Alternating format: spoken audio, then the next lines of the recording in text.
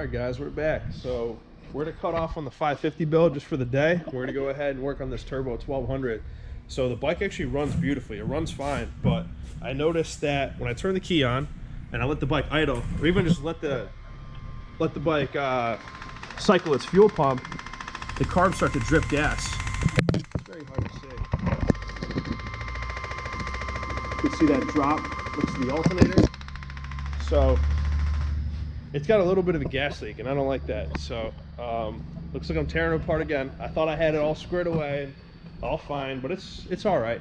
That's just part of this process, you know. The bike does run fine, and I beat that Hayabusa exactly how the bike is now. So it's not like I'm gonna be improving performance or like it was even at a disadvantage from it leaking like that, but I just want to go ahead and make it perfect, you know, save some fuel. If I'm gonna take it out on a long road trip, that's the stuff that starts to add up, like drip every couple seconds. By the end of a road trip, like your gas tank's not gonna last as long.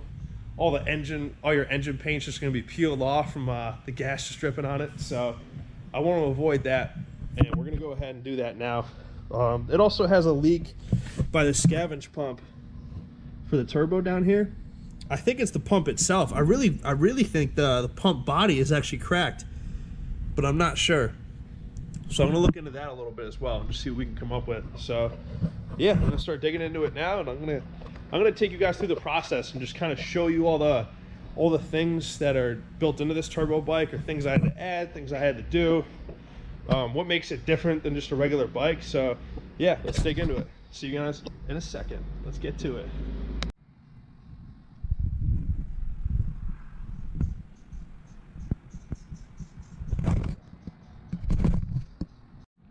So here we got our gas tank off. Now we're going to go ahead and start pulling off these boost pipes and the intake manifold right here. It's getting there. Starting to get the boost pipe off now. Then we're going to take off our intake manifold, get these carbs off, get those seals replaced. Check if any of these fuel lines are leaking too. We're going to go through all that. I have to replace this breather over here. I don't know if this vacuum hose can withstand the heat or really what happened to it, but it's all cracked up and ruined already, and I just put that on like a month ago. So it was supposed to be engine vacuum line, so it should be able to withstand that kind of pressure. And I mean that kind of pressure, heat, everything. And you know, you'd think it's heat rated, but I guess not. Boost pipe off. These still look good. Keep these in a safe spot. Don't scratch them up, because I'm going to ruin the couplers going back on. Want to keep this stuff nice. Here we go. I already got my straps off for the intake manifold. Got those off on both sides. What I'm going to have to do now is take all these bolts off, these intake clamps, and then these other intake clamps. These go to the engine, obviously, and these hold on my intake manifold. That'll let me get the carbs off. I'm curious if this fuel line right here going down into the carbs is the one leaking, or if it is those seals. We're gonna really find out. I'm not sure, but yeah, let's get to it.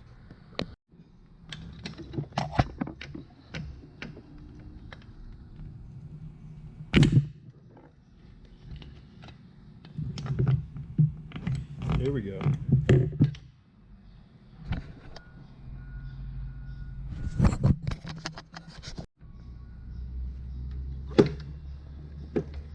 Nice. Now for those throttle cables. RIP my fingers. Yes.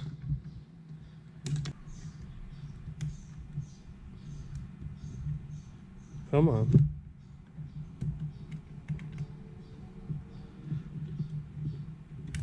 Yes, here we go.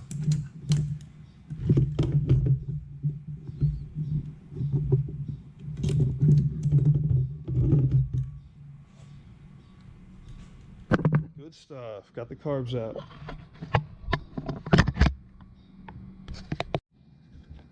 Here we got our carbs. We're just pulling off the bowls now. I'm going to swap the jetting while I'm at it. The bike is a little bit lean up top.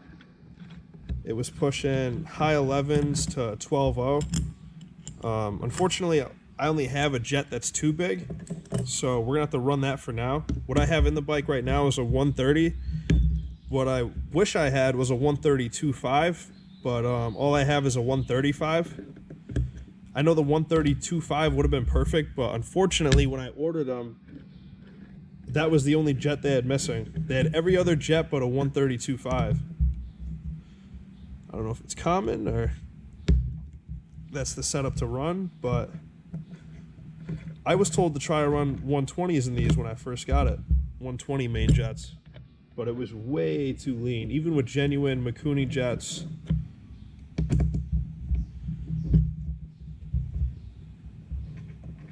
Let's get our bowls off now. Floats look good on the other hand though. Everything else, I mean, looks perfectly fine. We're gonna send it. Get these off now. I got new float bowl gaskets.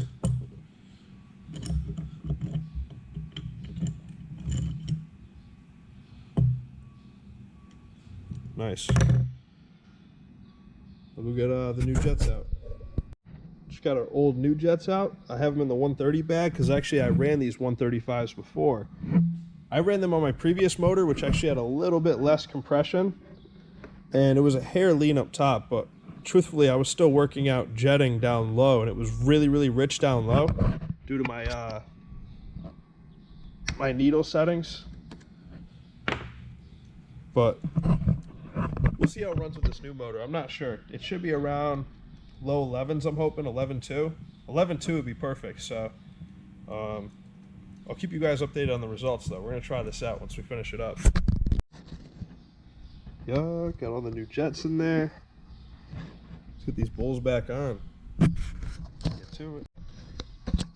On the last carb now, I just ripped the old gasket off. I'm going to throw our freshie in here. Come on. God damn. Ziploc 1, me 0.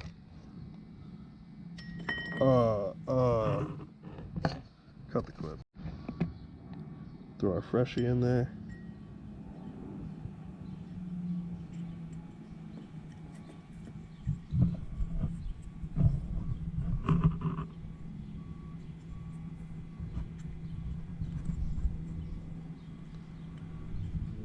Go. Back onto the carbs. Push that down, make sure our gasket seats. And throw our bolts back in.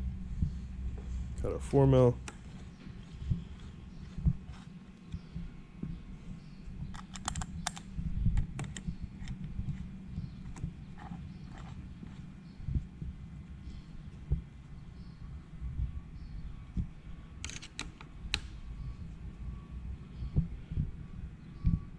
It's good to go.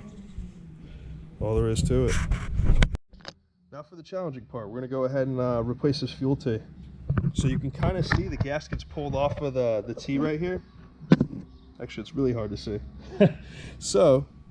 But anyways, that's what's happening. On this side, you can see the gaskets hugging the T. That's also hard to see. But on this side, there's just nothing. So fuel is just pouring out of there, especially under pressure. So what I have to do is pull both these fuel rails off. And then I got to replace each gasket in between each carb right here. Get the rebel off now.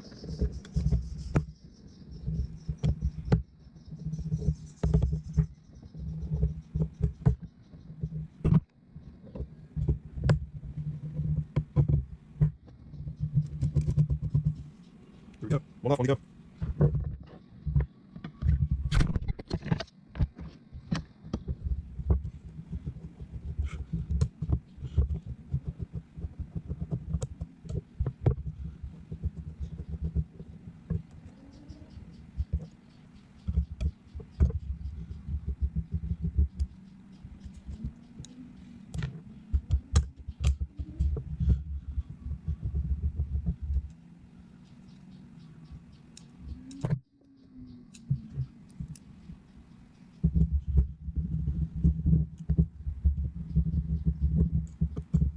Last one. Now we're going to split cars. Oh, we can already see it falling out. what it should look like, what it does look like. Our seal got stuck in the car. That was making a leak. Granted, the seals look to be in good shape, so I probably get the new ones, but I'm sure replace these anyway. Already caused a headache. I had to skip around a little bit, but I'm kind of trying to make a meet right now. So I just went ahead, replaced all those O-rings, put a fat amount of gray sealant in there. It's ethanol resistant, people. Come on. I also modified these fuel rails so the carbs can actually sit closer together, so these seals will seat more into the carb. We also did that. So now next step, throwing back in the bike. Getting these throttle cables on is going to be a bitch. It's probably going to take like 10-15 minutes on its own. So we're going to get that done. Start putting on the manifold, all that stuff. Put a new crankcase breather in because, as we mentioned before, mine was pretty botched up. So yeah, let's get to it. Don't have much time to waste. We ended up getting the carbs back in like record time. Thank God. What I'm going to do now is actually, I don't tighten up the carbs at all. I got the throttle cables in there. Talked about, that's a pain in the ass, but we got that done. I'm skipping around a lot right now, but I went ahead and got my intake manifold on. I put the intake manifold on before I even tighten down the carbs because I have these straps here, and these straps are they're basically designed for this bike to be under tension. So what I do is I tighten the manifold down to the block on each side over here, and then I tighten these clamps down. Obviously, if I tighten the clamps and then tried to fight this manifold on, I'd probably strip a bolt, or it could be worse too. I mean, I could, you know, start ripping some intake boots or something like that. So now that I got my intake straps on, I'm going to go ahead, tighten all these clamps down that hold the carbs to the engine, and then the intake manifold to the carbs. I still got to get all my vacuum ports on. I started to get these on over here, but yeah, I still got to run all my vacuum ports, get some zip ties on all these ports. We're trying to move quick here. Sorry guys, I wish I can give like more of an explanation of what each part does and start breaking it down, but really I got to get this bike back on the road so we can make it to that meet. So yeah, I'll get back to you guys in a minute once we get this thing more together. Boom, got the intake all on, got all the boost piping on, all our vacuum lines on, fuel lines, everything's on. I just got to go ahead and put the gas tank on. We're gonna ride to this meet, boys. We made it, maybe. It's cutting down to the wire, literally. They might head off before me, so we'll see. The next day here, we ended up kind of just wrapping up the build really quick. I didn't put much in it, but here we go. The Bandit's all back together. We ended up making it to the meet. Boys fucking loved the bike. They were awesome dudes too. First time meeting a lot of them, so I was really pumped to get out there. But yeah, bike runs good. It's a little bit rich. The jetting's a little bit rich. I'm gonna go back to my old settings because I still don't have the in-between jet size that I need. So next time I take it out, I'm gonna go ahead and throw that 130 main jet back in. Other than that though, it was running perfectly. Like no flaws, no hiccups. Bike ran great. So yeah, if you guys like these kind of videos, I'm going to do a little more in-depth builds and things like that coming in the future, but I was kind of stressed for time last night just trying to make it to that meet. So next time we do a little build like this, it's going to be more in-depth. If you guys like videos like this, make sure you like and subscribe. You know, comment below what you guys want to see, which build you guys want to see. I'm thinking maybe a twin turbo booster coming up, but I'm not going to hint too much at that. So yeah, I'll catch you guys next time. Thank you.